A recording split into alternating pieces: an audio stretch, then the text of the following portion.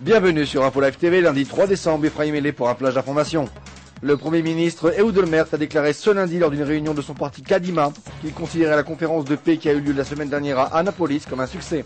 Il a affirmé, je cite, que la présence de 40 pays arabes à une conférence dont le but déclaré est de faire la paix avec Israël, oui, je considère ceci comme un succès. Fin de citation.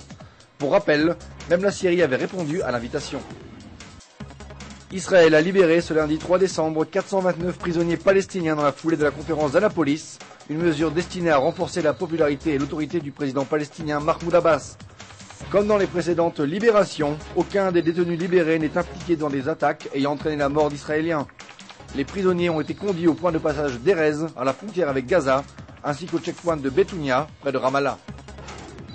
Hamdi Kouran, l'assassin du ministre du Tourisme israélien Rehavam Ze'evi, surnommé Gandhi, a été condamné ce lundi à 125 années de prison par le tribunal du district de Jérusalem. Le ministre Ze'evi avait été assassiné en octobre 2001. L'assassinat avait été revendiqué par le FPLP.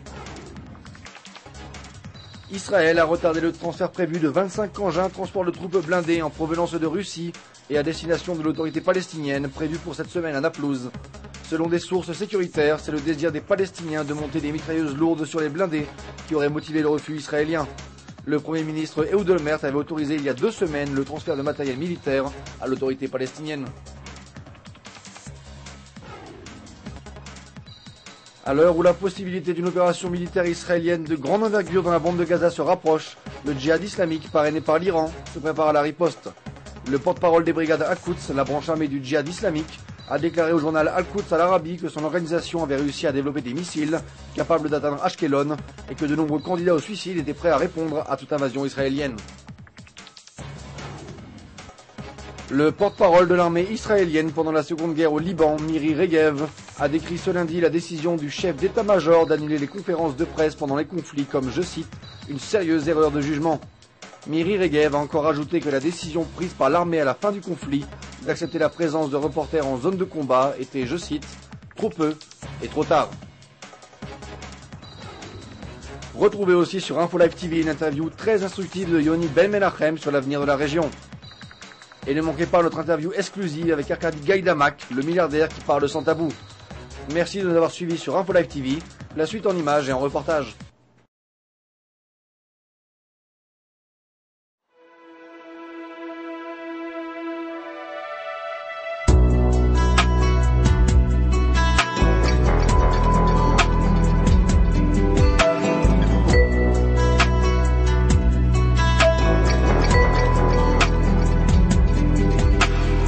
ובלילות דלתות פנייך נעולות ובימים אף פעם לא תדעי אף פעם לא תדעי כמה נסעתי בגללך דרכים בכף ידי דרכים בכף ידך כל פעם שמטוס או משהו נוגע בשחקים אני שומע נסיעה אל תחכי